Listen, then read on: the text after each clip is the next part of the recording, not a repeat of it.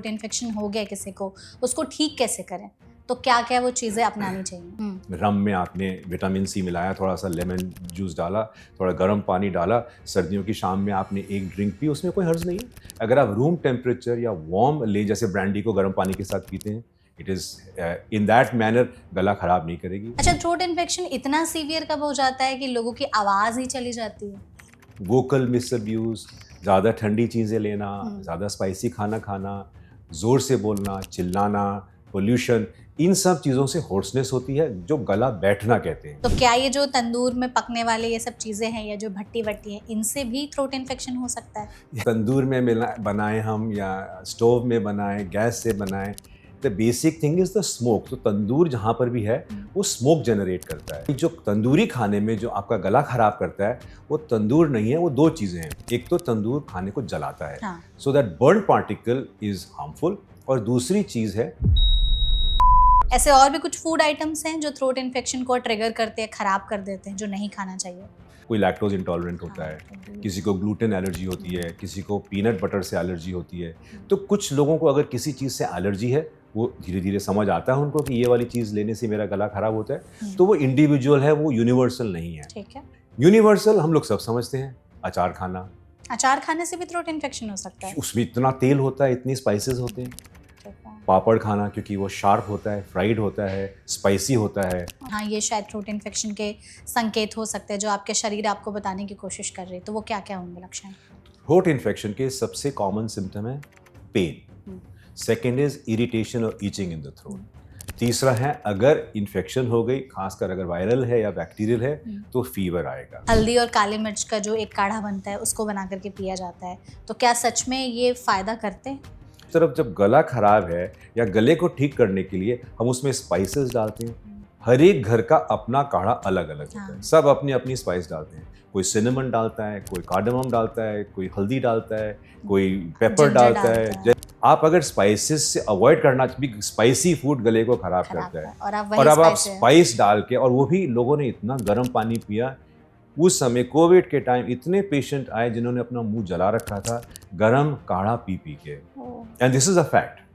ये कि throat infection जो है अब सिर्फ इन्फेक्शन तक ही नहीं रहा, ये शायद कोई और बड़ी प्रॉब्लम बन चुकी है, ताकि लोग अलर्ट हो सकें। जो नहीं जा रही, अल्सर है जो नहीं हील हो रहा, ब्लीडिंग होती है, दांत आपका लूज होता जाता है। इसकी वजह से यहाँ पर upper part of the neck, जिसको हम लिम्फ नोड कहते हैं, लिम्फ नोड की स्वेलिंग हो गई। परसिस्टेंट होर्सनेस है, परसिस्टेंट डिस्फेजिया है, यानी कि खाना खाने में तकलीफ हो रही है, खाना निगल नहीं पा रहे आप। इन सब चीज़ों के लिए आपको ज़रूर दिखाना चाहिए। तो माएँ उनका दही बंद कर देती हैं। हाँ। अब ये मुझे कभी नहीं समझ आया, दही is already pre digested dairy, आपके लिए वो बैक्टीरिया ने डाइजेस्ट करके रखा हुआ है। रूम टेम्परेचर में दही किसी भी, unless and until you are intolerant to lactose, room temperature में दही मुझे नहीं लगता किसी भी बीमारी में आपको रोकने की ज़रूरत है। खा सकते हैं, क्योंकि ये आपने सही चीज़ कही कि जब भी गला खराब होता है तो लोग कहते हैं दही तो बंद कर दो, दही से ही गला खराब हो रहा है। बट आप फ्रोजन दही मत लो, ठंडा दही मत लो, रूम टेम्परेचर दही में कोई प्रॉब्लम नहीं है।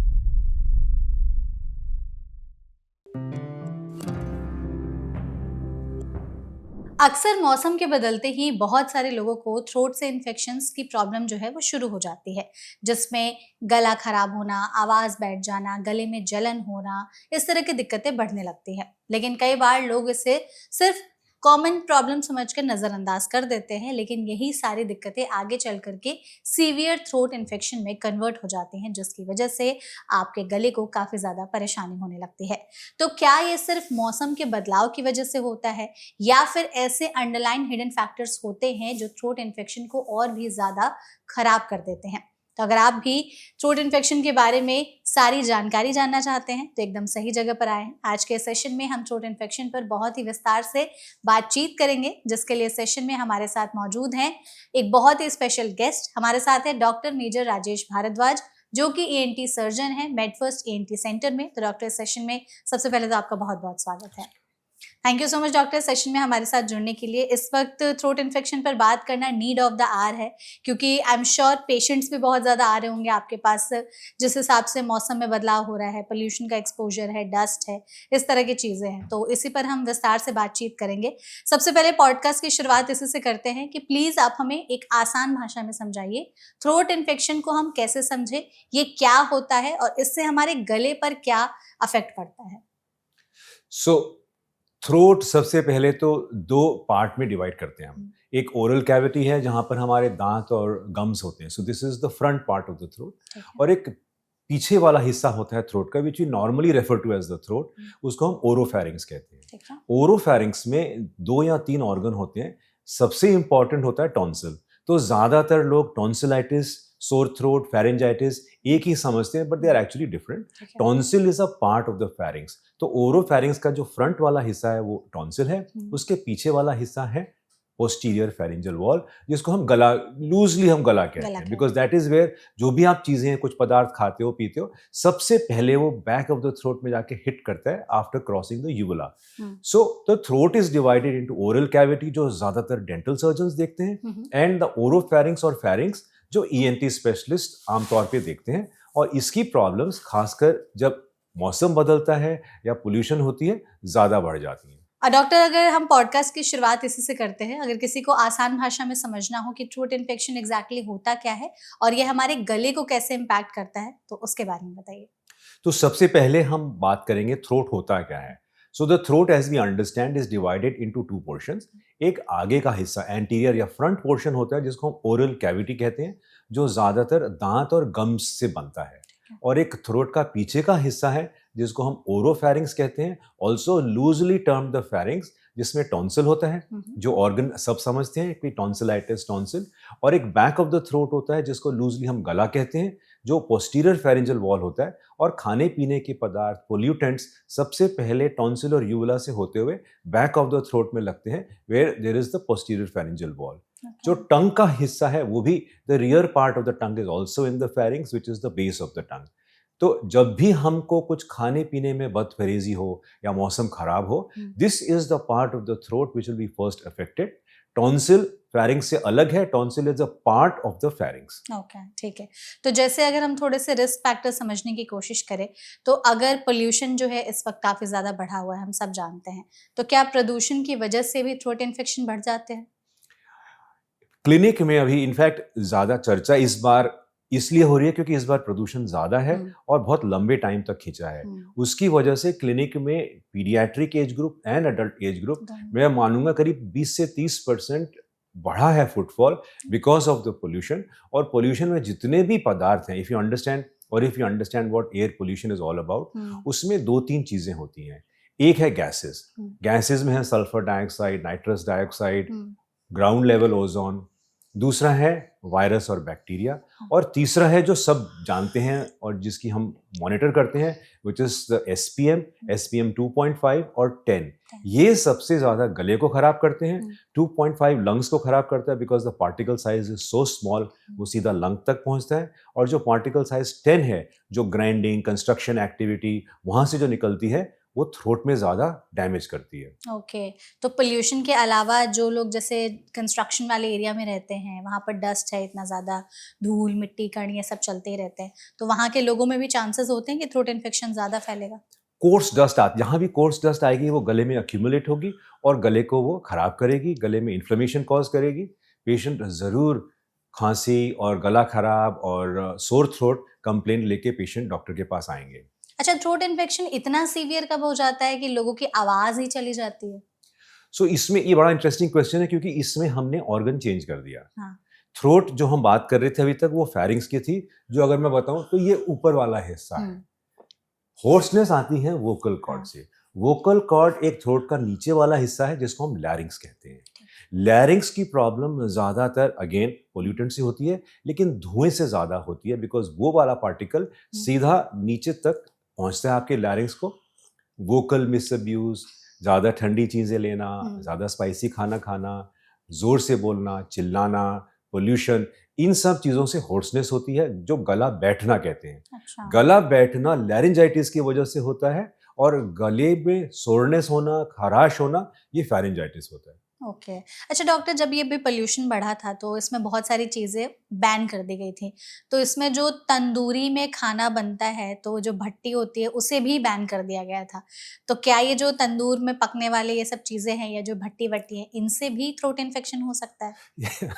तंदूर तो एक कुकिंग मीडियम है, सो हाँ। तंदूर में बनाएं हम या स्टोव में बनाएं, गैस से बनाएं, the basic thing is the smoke. तो तंदूर जहाँ पर भी है वो स्मोक जनरेट करता है, ठीक तो वो है। स्मोक की वजह से बंद किया है ताकि वो स्मोक पार्टिकल्स वातावरण को और प्रदूषित ना करें। But okay. तंदूरी खाना खाना, भाई जो तंदूरी खाने में जो आपका गला खराब करता है वो तंदूर नहीं है, वो दो चीजें हैं। एक तो तंदूर खाने को जलाता है, हाँ। So that burn particle is harmful, और दूसरी चीज है हम तंदूरी खाना स्पाइसी खाते हैं। अब तंदूरी चिकन हमने लिया या तंदूरी पनीर लिया, खूब स्पाइसी खाते हैं तो मसाला। वो स्पाइस खराब करता है आपके गले को। ओके, तो मतलब कि अगर किसी को थ्रोट इन्फेक्शन हो रहा है तो एक कॉज ये भी हो सकता है कि वो तंदूर वाला खाना भी खाते हैं और उसमें मसाले भी ज़्यादातर रहते स्पाइसी हैं। ज्यादा खाते हैं ऐसे उसमें। और भी कुछ फूड आइटम्स हैं जो थ्रोट इन्फेक्शन को ट्रिगर करते हैं, खराब कर देते हैं, जो नहीं खाना चाहिए?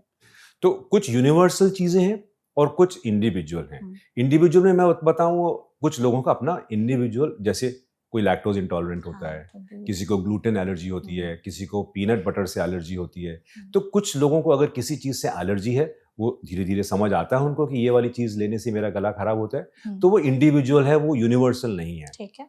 यूनिवर्सल हम लोग सब समझते हैं, अचार खाना, अचार खाने से भी थ्रोट इन्फेक्शन हो सकता है? उसमें इतना तेल होता है, इतनी स्पाइसेस होते हैं। ठीक है। पापड़ खाना, क्योंकि वो शार्प होता है, फ्राइड होता है, स्पाइसी होता है। ओके। फिर ठंडी चीज़ें, खासकर कच्ची बर्फ़ जो हम लेते हैं, आइस, आई वुड नॉट से so much about cold things, but ice ज़रूर, जो कच्ची बर्फ़ होती है, वो गले को ज़रूर हार्म कर सकती है। उसकी वजह भी है, जैसे अगर हमको चोट लगती है तो हम चोट के ऊपर आइस लगाते हैं। हाँ। क्यों लगाते हैं हम आइस? क्योंकि हम ब्लड सर्कुलेशन रोकना चाहते हैं। हाँ, आइस से ब्लड वेसल कंस्ट्रिक्ट हो जाता है। ठीक। ब्लड वेसल कंस्ट्रिक्ट होता है तो चोट लगने के बाद सूजन नहीं आती। हुँ, basically to prevent the swelling after an injury हम उस पर बर्फ लगाते हैं। हुँ, अगर आपने गले में बर्फ डाली और बर्फ को रखा वहां पर, तो ब्लड वेसल कंस्ट्रिक्ट हो गए। हुँ। ब्लड वेसल कंस्ट्रिक्ट होने से जो लोकल इम्यूनिटी है वो ब्लड वेसल से आती है, वो लोकल इम्यूनिटी डिस्ट्रॉय हो जाती है। ठीक है, तो इस तरह की चीज़ें जो हैं वो आपके थ्रोट इन्फेक्शन को और ख़राब कर सकती हैं। हार्मफुल है वो। ठीक है। बहुत सारे जैसे जो ठंडी चीज़ें आपने कहा तो आइसक्रीम वग़ैरह हो गए या कोला वग़ैरह हो गए, ड्रिंक्स वग़ैरह हो गए, तो ये सारी चीज़ें भी ट्रिगर कर सकती हैं थ्रोट इन्फेक्शन को? तो एक इंटरेस्टिंग चीज़ है जो कोल्ड कंट्रीज में, फिनलैंड में, आइसलैंड में, हाँ। स्वीडन में, उनको कोई परहेज नहीं है सर्दियों में आइसक्रीम खाने में। ये कुछ हमारे इंडियन कल्चर में है। हम यहाँ पर सब कॉन्टिनेंट में शायद सोचते हैं कि विंटर में आइसक्रीम, हम बच्चों को विंटर में आइसक्रीम नहीं खाने देते। हुँ, इसकी ऐसी कोई खास साइंटिफिक वजह नहीं है। ओके, अगर बच्चा टॉलरेट कर सकता है, अगर आप टॉलरेट कर सकते हो, तो खा अगर सकते हैं। आइसक्रीम खाने में दिक्कत नहीं है, तो आप ज़रूर खा सकते हो। अच्छा, कोल्ड ड्रिंक्स वग़ैरह भी क्या थ्रोट इन्फेक्शन को करते हैं ट्रिगर, ज़्यादा अगर जो इस्तेमाल करते हैं तो? कोल्ड ड्रिंक में वही प्रॉब्लम है जो बियर में है। हुँ, इट इज़ कार्बोनेटेड वाटर, हाँ, तो गैस है उसमें। हाँ, वो गैस की वजह से वो गले को डिस्टर्ब करती है। It is the gaseous part of the Coke और द बियर और सोडा हुँ, जो गले को परेशान करती है, क्योंकि वो थोड़ा पंजेंट होती है। हुँ। तो इसी में फिर अल्कोहल, स्मोकिंग का भी इतना ही रोल होता होगा क्या? उसकी वज़ह से भी थ्रोट इन्फेक्शन जो है बढ़ते हैं? तो स्मोकिंग तो फर्स्ट ऑफ ऑल किसी भी मेडिकल फैसिलिटी, कोई भी डॉक्टर, कोई भी मेडिकल शो स्मोकिंग ना अलाउ करेगा, हुँ, ना एनकरेज करेगा। किसी भी फॉर्म की स्मोकिंग, जो आजकल यंगस्टर्स वेपिंग वगैरह वेपिंग करते हैं, वग़ैरह, या ई पुराने ज़माने सिगरेट्स, में हुक्का। बुजुर्ग हमारे हुक्का हुँ, लेते थे, किसी भी तरह की स्मोकिंग, चाहे वो सिगार भी ना हो, हुँ, बैंड है, खराब है। हुँ, छोटा सा अमाउंट से लेके रेगुलर स्मोकिंग सब हार्मफुल हैं। तो वो तो सबसे पहले हम आपको बोलेंगे बिल्कुल ना लें, हुँ, क्योंकि निकोटीन है उसमें, हुँ, उसमें पेपर है, उसमें टार है, हुँ, उसमें इतने तरह-तरह के पोल्यूटेंट्स हैं कि वो आपके गले को खराब कर सकते हैं, हुँ, हुँ, आपके लंग्स को डिस्ट्रॉय कर सकते हैं। ठीक है। इसके अलावा अल्कोहल में ऐसा, अगर आपने रम टॉडी पी, हुँ, रम में आपने विटामिन सी मिलाया, थोड़ा-सा लेमन जूस डाला, थोड़ा गर्म पानी डाला, सर्दियों की शाम में आपने एक ड्रिंक पी, उसमें कोई हर्ज नहीं है।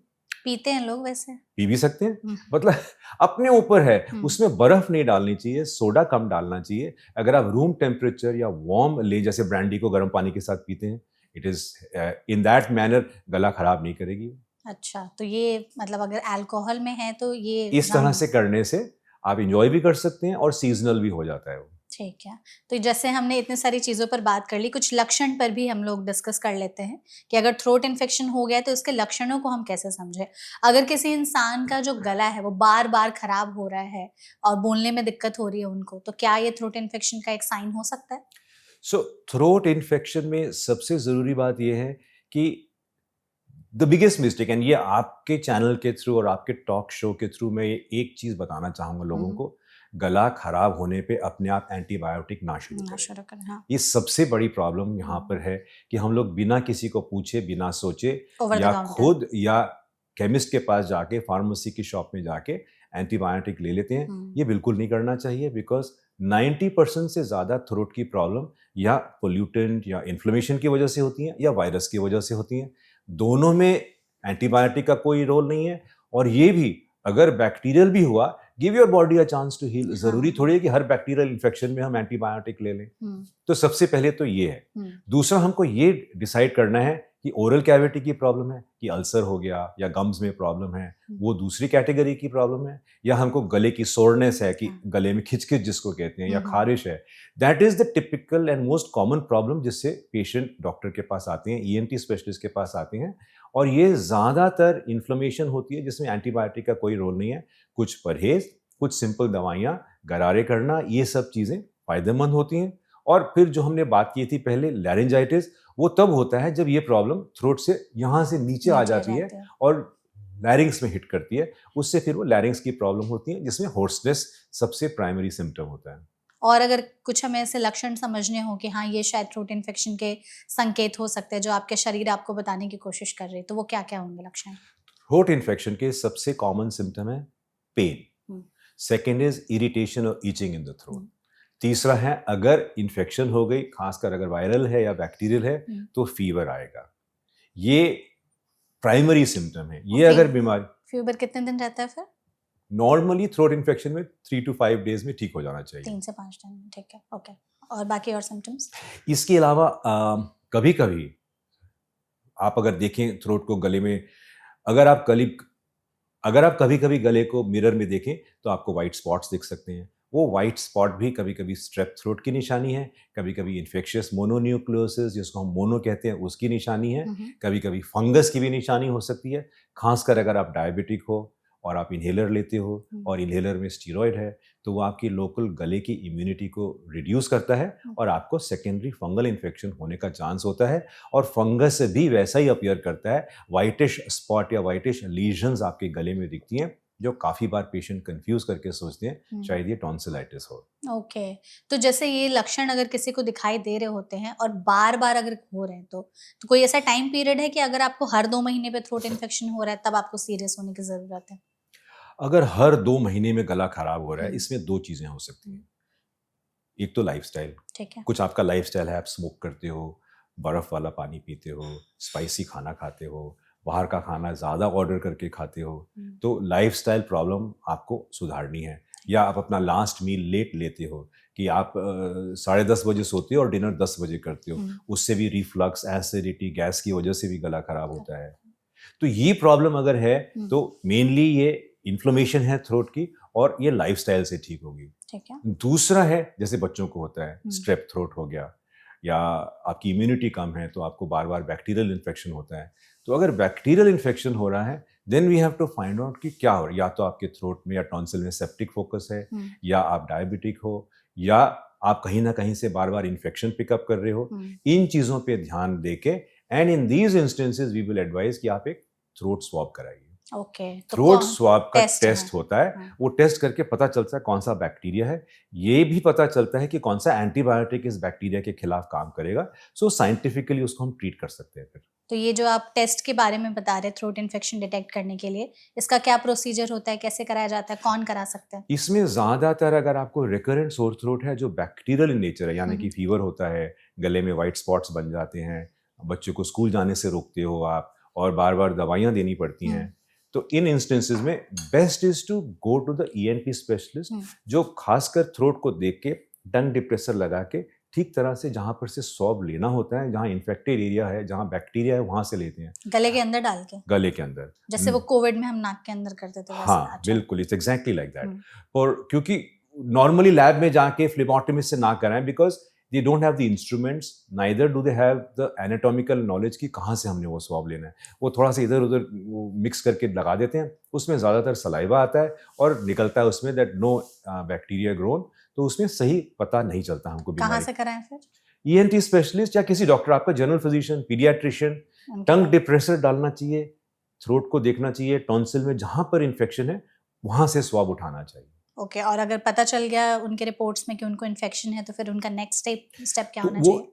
थ्रोट स्वाब बताएगा आपको कि स्ट्रेप्टोकोकस ग्रोन और ये वाला स्ट्रेप्टोकोकस, ये वाले एंटीबायोटिक हैं जो ज़्यादा असर करते हैं, ये आप शुरू कर सकते हैं। So there is an indicator कि आपको कौन सी दवाई शुरू करनी चाहिए। बहुत ज़्यादा एंटीबायोटिक्स लेने की वजह से भी थ्रोट इन्फेक्शन हो सकता है क्या? ज़्यादा एंटीबायोटिक लेने से सबसे ज़्यादा नुकसान होता है हमारे गट माइक्रोबियम को। ओके। तो जो हेल्दी बैक्टीरिया है हमारे जो गट में है वो वॉश आउट हो जाते हैं। ज़्यादातर गले में इतना नहीं होता, बट हाँ सेकेंडरी फंगल इन्फेक्शन हो सकती है अगर हम ज़्यादा एंटीबायोटिक लें या अनसुपरवाइज्ड लें या नॉन इंडिकेटेड लें या सही डोजेज के लिए ना लें। थ्रोट इन्फेक्शन अगर हो जाता है तो सबसे पहले तो लोग घरेलू नुस्खे ही अपनाते हैं ज़्यादातर। तो कई सारे लोग काढ़ा बना करके पीते हैं, स्पेशली हल्दी और काली मिर्च का जो एक काढ़ा बनता है उसको बना करके पिया जाता है। तो क्या सच में ये फ़ायदा करते हैं? तो इसका मैं सबसे जो स्ट्रॉन्ग एग्जाम्पल है वो कोविड के टाइम का देता हूँ। कोविड के टाइम हर एक इंसान अपना पॉडकास्ट निकालता था, यूट्यूब वीडियो निकालता था, लोगों के व्हाट्सएप ग्रुप में मैसेज डालते थे कि ये बीमारी को ऐसे रोको, इसको ऐसे करो। और सबसे ज़्यादा उसमें नुकसान पहुंचाया गर्म पानी और गर्म पानी में स्पाइसेस डाल के। एक तरफ तो हम क्लेम करते हैं हमने स्पाइसी खाना कम कर दिया, हमारा खाना ब्लैंड होता है, और दूसरी तरफ जब गला खराब है या गले को ठीक करने के लिए हम उसमें स्पाइसेस डालते हैं। हर एक घर का अपना काढ़ा अलग अलग होता है, सब अपनी अपनी स्पाइस डालते हैं। कोई सिनेमन डालता है, कोई कार्डमम डालता है, कोई हल्दी डालता है, कोई पेपर डालता है, जिंजर। अब ये सब चीज़ें ज़्यादातर पंजेंट है, जिंजर पंजेंट है। आप पेपर पंजेंट मतलब कि गले को वो और खराब गले को इरिटेट करता है वो। अच्छा, गले को इरिटेट करता है वो। तो लोग तो इतने सालों से इस्तेमाल करते हुए आते हैं। तो मेरा ये सोच, अब आप कॉमन सेंस की बात अगर करें, आप अगर स्पाइसेस से अवॉइड करना, स्पाइसी फूड गले को खराब करता है, और अब आप स्पाइस डाल के, और वो भी लोगों ने इतना गर्म पानी पिया। उस समय कोविड के टाइम इतने पेशेंट आए जिन्होंने अपना मुंह जला रखा था गर्म काढ़ा पी पी के, and this is a fact. So इन सब चीज़ों से ध्यान, हल्दी में कोई प्रॉब्लम नहीं है, लेकिन एक चीज़ हम ये सोचते हैं भाई हल्दी तब शुरू की थी 5000-6000 साल पहले, जब हमें दवाइयों के बारे में कुछ पता नहीं था, एंड कहीं ना कहीं एक्सीडेंटली पता किया कि हल्दी की कुछ एंटीसेप्टिक प्रॉपर्टी है। वो हल्दी की एंटीसेप्टिक प्रॉपर्टी बहुत हाई डोज में जाके आती हैं, but in the mean time so much research has gone on. इतने केमिकल्स, पोविडोन आयोडीन का छोटा अमाउंट भी कोविड को मारता था, वो हमको पता है। तो उसके साथ आप गरारे कर सकते हो, आप क्लोरहेक्सिडिन के साथ कर सकते हो, और भी नए नए बेंजाइल कोलिन हैं। तो इतने अच्छे अच्छे केमिकल्स और फॉर्मूलाज आए हैं जिससे आप गरारे करके सेफ रह सकते हो। इट इज़ नॉट नेसेसरी कि आप वो चीज़ें करें जिससे आपको नुकसान पहुंच सके। तो अगर आपसे ही हम जानना चाहते हैं कि थ्रोट इन्फेक्शन हो गया किसी को, उसको ठीक कैसे करें, तो क्या क्या वो चीज़ें अपनानी चाहिए? सबसे पहले तो आपको सिम्टोमेटिक रिलीफ के लिए कोई रोक नहीं सकता, सिम्टोमेटिक रिलीफ आपका हक है। और OTC जो दवाइयाँ मिलती हैं वो आप ज़रूर लें और उनसे आप रिलीफ पाएं। सो सबसे पहले अगर आपको लगता है कि थ्रोट में थोड़ी इरिटेशन है, थोड़ा बुखार भी है या पेन है, आप सिंपल पैरासीटामोल लीजिए। पैरासीटामोल लेने से आपको फ़ायदा होगा। मैं जो मानता हूँ जिस चीज़ में, वो है गार्गल करना। और गार्गल करने में भी 100 अलग अलग किस्म के, हर एक घर में गरारे करने का तरीका होता है, but to my mind the one that works the best and it is safe, और कहीं भी, चाहे आप होटल में हो या घर में हो या कहीं भी हो, आप कर सकते हो। गर्म पानी के गरारे, सो कॉल्ड सेलाइन गार्गल्स। आधा ग्लास गर्म पानी और उसमें आधा चम्मच नमक, और उसको सुबह शाम आप गरारे करिए, गला आपका ज़रूर सेफ रहेगा। इसमें भी आजकल जो लोग पुराने ज़माने में विटामिन सी लेने से गला सेफ रहता है, जिंक खाने से गला सेफ रहता है, ये जब देयर इज़ नो प्रूफ और एनी साइंटिफिक एविडेंस कि इन सब चीज़ों को खाने से आपका गला सेफ रहता है। ठीक है, तो ऐसा मतलब जो नॉर्मल आपने कहा कि नमक पानी के गरारे करने से आपका गला सेफ रहेगा। अगर आपकी कोई विटामिन की कमी, आप टेस्ट करा लो, पता चल जाएगा, और अगर कमी है तो सप्लीमेंट ले लो आप। ठीक है। तो डॉक्टर जैसे अगर कई बार थ्रोट इन्फेक्शन भी इतना ज़्यादा सीवियर हो जाता है लोगों में कि उन्हें बहुत ज़्यादा परेशानी होती है। खाना निगलने में दिक्कत, बोलने में दिक्कत हो रही है और तमाम तरह की चीज़ें हो जाती हैं।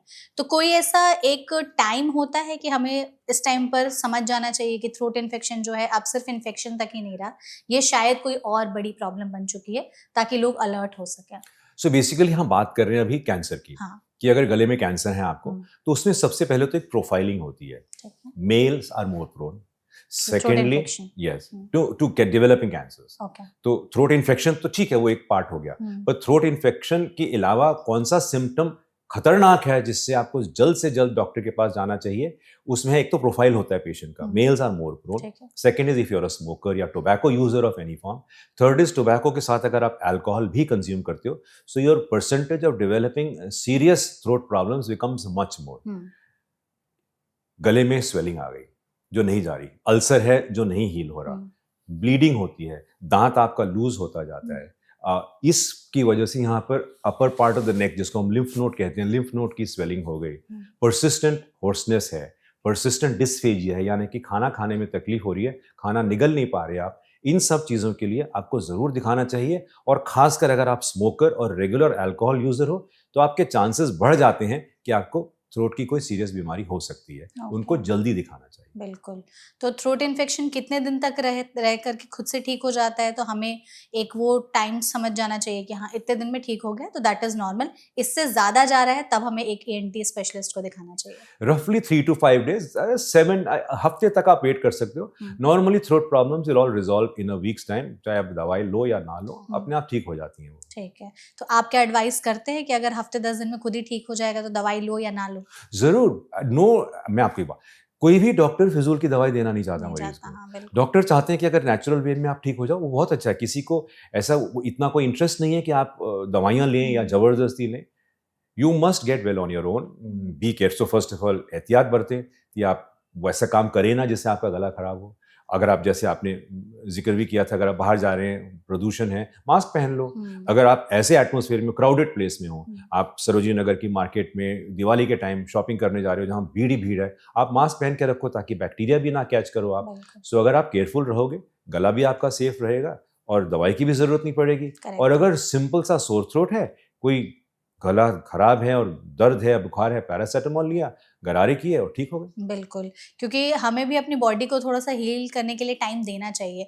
आजकल लोगों की आदत हो गई है कि थोड़ा-सा भी कुछ होता है तो तुरंत वो दवाई खाने लगते हैं। वेट ही नहीं करना चाहते हैं कि मैं थोड़े से भी लक्षण जो है बर्दाश्त करूँ। कुछ और ऐसे-ऐसे प्रिवेंटिव टिप्स या मेजर्स हैं जो लोग अपना सकते हैं थ्रोट इन्फेक्शन से बचने के लिए? सो एक चीज़ जो हमको काफ़ी साल से पता है, पेशेंट्स को और जनरल पब्लिक को भी पता चल रही है, acidity and reflux is a very common cause of recurrent throat या infection persistent throat problem. Okay. खासकर अगर आप रात को उठते हो और गला बेचैन हो जाता है, हुँ, सुबह उठते हो गले में चोकिंग सेंसेशन होती है, गला सूखा-सूखा सा लगता है, स्क्रैची थ्रोट है, रॉ थ्रोट है, काफ़ी बार ये एसिडिटी और रिफ्लक्स की वजह से होती है। सो एसिडिटी कंट्रोल करना, गैस कंट्रोल करना भी बिल्कुल। थ्रोट के लिए हेल्पफुल है। काफ़ी बार थ्रोट की प्रॉब्लम्स गैस की वजह से होती हैं, तो वहाँ भी हमको ध्यान रखना है। तो गैस और एसिडिटी होने का जो रीज़न है, क्या वो ज़्यादातर खाने ही होते हैं?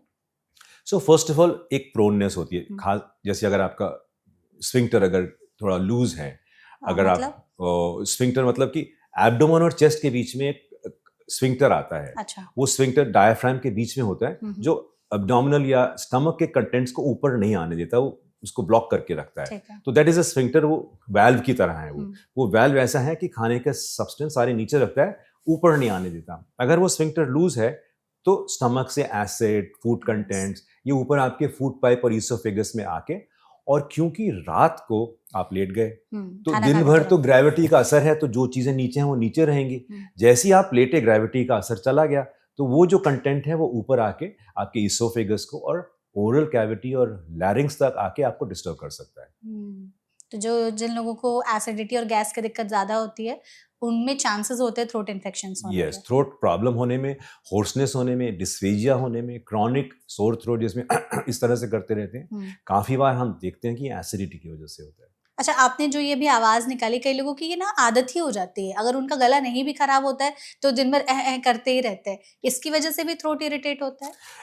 इसकी वजह से थ्रोट में प्रॉब्लम हो सकती है because you are constantly stimulating the throat, उसमें इन्फ्लेमेशन बढ़ सकती है, अवॉइड करना चाहिए। बिल्कुल। तो एसिडिटी और गैस वाली जो दिक्कत आपने हमें बताई, इसकी वजह से भी थ्रोट इन्फेक्शंस होते हैं, इसको कम करने के लिए कुछ चीज़ें अपनाई जा सकती हैं कि हाँ, आप ये गलतियाँ ना करें तो थ्रोट इन्फेक्शन होने के चांसेस कम होंगे? इसमें 3 मेजर चीज़ें हैं। हुँ, एक है कि आप अपना स्पाइसी और oily and spicy food avoid करें। हुँ, दूसरा है अगर आपका वेट ज़्यादा है, आप वेट रिड्यूस करें बिकॉज़ जितना ओबेसिटी होती है, उतना ये स्फिंक्टर लूज़ होता लूज़ जाता हो है, जाएगा। The muscle tone becomes loose. ठीक है। Third is the last meal of the day should be a small meal hmm. And कम से कम 2 या ढाई घंटे का गैप होना चाहिए आपके लास्ट मील और सोने में।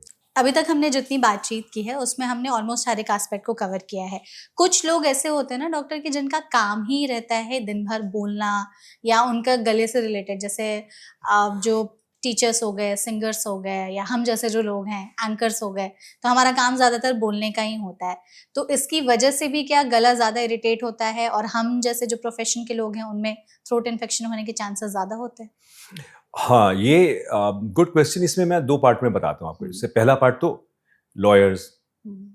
Anchors, teachers, public singers. Speakers, हुँ, पॉलिटिशियंस जिनको भाषण देना पड़ता है, कभी-कभी माइक भी नहीं होता, हुँ। टीचर्स जो दिन भर क्लासेस लेती बोलते हैं, रहते हैं। क्लासरूम्स नॉइज़ी होते हैं, ज़ोर से बोलना पड़ता है। इनफैक्ट ये जो बीमारी इसकी वजह से होती है, उसका नाम ही टीचर्स नॉड्यूल है। अच्छा। So there is a vocal nodule that develops in your throat or on the vocal cords, जिसका नाम vocal nodule है, but loosely also called teacher's nodule. Okay. ये untrained जो खासकर जो जगराता में गाते हैं, हाँ। because they are not very well trained, और वो इतनी स्पिरिट से गाते हैं, इतनी जोर जोर से गाते हैं कि उनके वोकल कॉर्ड में डैमेज हो सकता है और नोड्यूल बन सकता है। टीचर्स में नोड्यूल जरूर बनता है, पॉलिटिकल स्पीकर्स में बन सकता है। तो एक तो ये हो गया, यस दे आर प्रोन। और दूसरा करना क्या चाहिए? करने के लिए there is a clear cut guideline on what we call good vocal hygiene. Okay. Good vocal hygiene में जोर से नहीं बोलना, लंबे टाइम तक बात नहीं करनी, वोकल कॉर्ड्स को हाइड्रेटेड रखना है। तो in between keep drinking something, ताकि आप पानी पीते हो, पी के अपना हाइड्रेट करके रखो। एसिडिटी भी वोकल कॉर्ड्स को डैमेज करती है, तो अगर एसिडिटी है तो उसको ट्रीट करना है। क्रॉनिक कॉफ से वोकल कॉर्ड्स के ऊपर डैमेज होता है, तो अगर क्रॉनिक कॉफ है, आपको खांसी है, तो उसको केयर करना है, उसका ध्यान रखना है। एस्थमेटिक्स हैं, उनको भी होर्सनेस हो सकती है बिकॉज वो स्टीरॉयड इनहेलर्स भी लेते हैं और एस्थमा की वजह से भी उनकी वॉइस थोड़ी होर्स हो सकती है। उनको भी अपनी बीमारी का ध्यान रख के सेफ रहना है। So vocal hygiene is a very important aspect, particularly for professional voice users. और इसमें कुछ कुछ चीज़ें हैं जो आपको करनी चाहिए, उससे आपकी वॉइस सेफ रहती है। अच्छा, अगर बहुत ज़्यादा जो लोग जैसे एक तो ज़्यादा बोल रहे हैं, तेज़ बोल रहे हैं, धीरे बोलना भी जो विस्परिंग बोलते हैं कि फुसफुसा के बात करते हैं लोग, इससे भी गला खराब होता है? फुसफुसाने से गला इतना नहीं खराब होता। हम ये सोचते हैं कि फुसफुसाने से भी वोकल कॉर्ड्स के ऊपर स्ट्रेन पड़ता है। पड़ता है। एक चीज़ समझना बहुत ज़रूरी है, vocal cord is a muscle. हुँ, तो जी हम आवाज़ अभी भी जो मैं आपसे बात कर रहा हूँ, वो मैं 2 मसल्स हैं, right vocal cord and left vocal cord, इनकी मूवमेंट से मैं बात कर रहा हूँ। सो मसल कहीं भी चोट लग सकती है, मसल में ब्लीडिंग हो सकती है, मसल में स्वेलिंग आ सकती है, और मसल को रेस्ट भी चाहिए। जहाँ पर जैसे बॉडी की मसल्स हैं, इस मसल को भी रेस्ट चाहिए। और ये हमने देखा है कि विस्परिंग, क्राइंग, शाउटिंग, तीनों में वोकल कॉर्ड्स का स्ट्रेन बढ़ता है। ठीक है। तो ये सारी चीज़ें जो हैं वो अवॉइड करनी चाहिए। हम चाहते हैं डॉक्टर कि आप हमें ना कुछ ऐसे फूड आइटम्स भी बताएँ, जो हम अपनी डाइट में शामिल कर सकते हैं, जिससे हमारा गला सच में सूद होता है, ठीक होता है और इन्फेक्शन के चांसेस कम होते हैं। सो जो पेशेंट को हम एडवाइस कहते हैं, बड़ा it's a very simple terminology, boring safe home food. Boring safe home food. Okay. लौकी की सब्जी, दाल, दही, रोटी, चावल, सैलेड, जो एक्चुअली इंडियन खाना अगर आप देखो, to my mind after having seen so many cuisines, is one of the healthiest and safest food to have. It is a balanced meal, उसमें सब कुछ होता है। सब्जी भी होती है जिसमें प्रोटीन्स, उसमें वाइटामिन हैं, दाल है जिसमें प्रोटीन्स हैं, रोटी है जिसमें कार्बोहाइड्रेट है, दही ले लिया तो some part of dairy also you are having. अगर आप नॉन वेजिटेरियन खाते हो तो चिकन है जो लीन मीट है। सो इंडियन फूड जो नॉर्मल दाल रोटी सब्जी हम खाते हैं, it is healthy and nutritious, और मोस्ट घरों में नॉन स्पाइसी होता है। हाँ, अगर आप उसमें कुछ अचार डाल दो या रेड चिलीज डाल दो या पेपर डाल दो, वो अलग बात है। बट नॉर्मली ना स्पाइसेस होते हैं, ना ज़्यादा उसमें कोई खतरनाक चीज़ें होती हैं। प्रॉब्लम तब आती है जब हम बाहर से खाना ऑर्डर करते हैं। एनी रेस्टोरेंट फूड उसमें 2-3 चीज़ें ज़रूर होंगी। सॉल्ट ज़्यादा होगा, हाँ। स्पाइसेस ज़्यादा होंगी और फ्राइड या कुकिंग ज़्यादा मीडियम होगा। ज़्यादा होगा। That is the reason why you ask for it, because your body is may be craving for that kind of food. But घर का खाना हमेशा सेफ रहता है। सबसे बड़ी जो डाउट मेरे पेशेंट के मन में रहती है, खासकर बच्चों को लेके, और अगर उनका गला खराब है तो माएँ उनका दही बंद कर देती हैं। हाँ। अब ये मुझे कभी नहीं समझ आया, दही is already pre digested dairy, आपके लिए वो बैक्टीरिया ने डाइजेस्ट करके रखा हुआ है। रूम टेम्परेचर में दही किसी भी, unless and until you are intolerant to lactose, room temperature में दही मुझे नहीं लगता किसी भी बीमारी में आपको रोकने की ज़रूरत है। खा सकते हैं, क्योंकि ये आपने सही चीज़ कही कि जब भी गला खराब होता है तो लोग कहते हैं दही तो बंद कर दो, दही से ही गला खराब हो रहा है। बट आप फ्रोजन दही मत लो, ठंडा दही मत लो, रूम टेम्परेचर दही में कोई प्रॉब्लम नहीं है। नहीं, वो खा सकते हैं, ठीक है। कुछ ऐसे फूड आइटम्स भी बता दीजिए जो हमारे गले को सच में वर्स करते हैं, जिन्हें नहीं खाना चाहिए, या थ्रोट इन्फेक्शन हो गया है तो अवॉइड करना चाहिए। 3 चीज़ें जो types of food item, rather than food, types of food item, very fried things, very spicy things, very cold things, Okay. ये 3 चीज़ें हैं। अवॉइड करनी चाहिए, ठीक है। आई थिंक इस सेशन में हमने अभी तक थ्रोट इन्फेक्शन पर ऑलमोस्ट हर एस्पेक्ट को कवर करते हुए बातचीत कर ली है।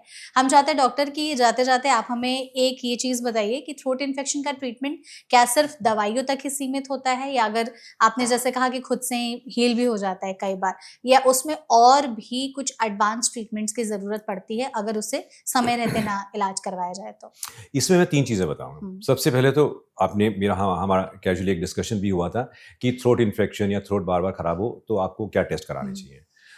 दूसरा है कि बैक्टीरियल इन्फेक्शंस में भी, और जो इन्फेक्शंस में एक वायरल इन्फेक्शन थ्रोट का आता है जो लोगों को बहुत कंफ्यूज करता है। ठीक है। और तीसरा एस्पेक्ट है सर्जिकल ट्रीटमेंट। Surgical treatment. तो फर्स्ट है, थ्रोट में अगर आप बार-बार गला खराब हो रहा है तो नॉर्मल डॉक्टर टेस्ट क्या कराते हैं, गले के लिए क्या टेस्ट करा सकते हैं? एक तो सिंपल सीबीसी जिसमें पता चलता है यूसिनोफिल, ब्लड काउंट्स, ये सब। ठीक है। फिर आईजीई जिससे पता चलता है आपकी एलर्जी की प्रॉब्लम है कि नहीं। अगर एलर्जी की प्रॉब्लम है तो आपका गला एलर्जी से खराब हो रहा है।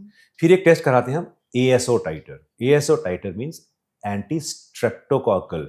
तो स्ट्रेप्टोकॉकस कितनी बार आपके गले को अटैक किया है वो ये वाला टाइटर आपको बताता है। देन सी रिएक्टिव प्रोटीन जो बताता है बॉडी की इन्फ्लेमेशन लेवल कितना है। अगर आप ऑटो इम्यून डिजीज सस्पेक्ट कर रहे हो, खासकर अगर बार बार छाले होते हैं गले में, तो ऑटो इम्यून प्रोफाइल कराते हैं कि ऑटो इम्यून डिजीज तो नहीं है आपको गले में। शुगर, अगर बार बार इन्फेक्शन होती है तो डायबिटिक तो नहीं हो, because then you are more prone to developing infections, तो शुगर टेस्ट कराते हैं। अगर आपका गला बार बार बैक्टीरियल इन्फेक्शन से होता है तो थ्रोट स्वैब लेके टेस्ट करते हैं कि कौन सा बैक्टीरिया है पता कर लें, इसमें फंगस है कि नहीं पता कर लें, वो स्वैब लेके टेस्ट करते हैं। तो these are common test that we perform for throat problem. Second is एक डिजीज जो मैं मेंशन करना चाहता था, जो मोनो है, also called kissing disease. It is a young person's disease which spreads through saliva. So kissing से ये डिजीज स्प्रेड करती है, called mono, infectious mononucleosis, and which is practically more than 90% of human beings will get this disease sometime or the other. Kissing से? Kissing से होती है, saliva से basically. But इसकी लूजली टर्मिनोलॉजी में किसिंग डिजीज भी कहा गया है इसको। मोनो भी कहते हैं, but the disease the name is infectious mononucleosis, also called glandular fever. Young लोगों को होता है ये, जिसमें खूब ज्यादा थ्रोट में पेन होता है, फीवर होता है, गर्दन में स्वेलिंग होती है, और खाना खाने में इतनी परेशानी होती है that for at least a week they practically can not eat anything. तो ये एक डिजीज है जिसमें हमेशा गलती से लोग एंटीबायोटिक शुरू करते हैं। ये वायरल फीवर है, वायरल इन्फेक्शन है, गले में एक मेम्ब्रेन बनता है। इट इज़ नॉट थ्रोट में जो स्पॉट्स, वाइट स्पॉट्स हैं वो नहीं है, एक मेम्ब्रेन बनता है गले में जो वायरस की वजह से बनता है। सो this is a different disease all together. इसकी ट्रीटमेंट भी अलग है, और इसको जांच करके हम पता करते हैं बाय डूइंग ब्लड टेस्ट, जिसमें हम एप्स्टीन बार वायरस के टाइटर्स मेजर करते हैं। तो ये है दूसरी एक थ्रोट की प्रॉब्लम जो अभी तक हमने नहीं मेंशन की थी, जो काफी यंग पीपल में काफी कॉमन है। And the third thing is, अगर बहुत क्लियर कट इंडिकेशंस के आपके टॉन्सिल की सर्जरी कब करनी चाहिए, या कौन सी चीजें हैं जो थ्रोट में ऑपरेशन से ठीक हो सकती हैं। बच्चों में खासकर एक जमाना था जब हर दूसरे बच्चे के टॉन्सिल निकाले जाते थे, क्योंकि हमको लगता था सेप्टिक फोकस है, निकाल दो बच्चा ठीक रहेगा। आजकल वो इंडिकेशंस कम हो गई हैं। ज्यादातर आजकल इंडिकेशन टॉन्सिल रिमूवल की साइज की वजह से होती हैं। If enlarged tonsils are causing nasal blockage, mouth breathing and so-called sleep disturbed breathing, तो हम टॉन्सिल निकालते हैं, या रिकरेंट इन्फेक्शन होती है, या पेरिटॉन्सिलर एब्सेस है. सो बड़ी क्लियर कट इंडिकेशन, गाइडलाइंस हैं, प्रॉपर गाइडलाइंस हैं कि टॉन्सिल्स कब निकालने चाहिए. ओके, तो ये सारी चीज़ें होती हैं. तो ज़्यादातर आपने कहा कि पहले मतलब अब क्या ज़्यादातर सर्जरीज परफॉर्म की जाती हैं या नॉर्मल ठीक हो जाता है थ्रोट आजकल इन्फेक्शन? टॉन्सिल की सर्जरी एडेनोइड्स की ज़्यादा होती हैं, टॉन्सिल की थोड़ी कम होती हैं. ठीक है. तो आई थिंक डॉक्टर इस सेशन में हमने थ्रोट इन्फेक्शन पर बहुत ही अच्छी खासी डिस्कशन की है. ऑलमोस्ट हर एक एस्पेक्ट को कवर करते हुए आपने हमें बहुत ही सारी और बहुत ही अच्छी यूजफुल इन्फॉर्मेशन दी है. आई एम श्योर हमारी ऑडियंस को इस सेशन के जरिए काफ़ी ज़्यादा हेल्प मिली होगी एंड आई एम श्योर आपने भी इस सेशन को एंजॉय किया होगा. Thank you so much, I enjoyed my self. Thank you so much हमारे साथ सेशन में जुड़ने के लिए.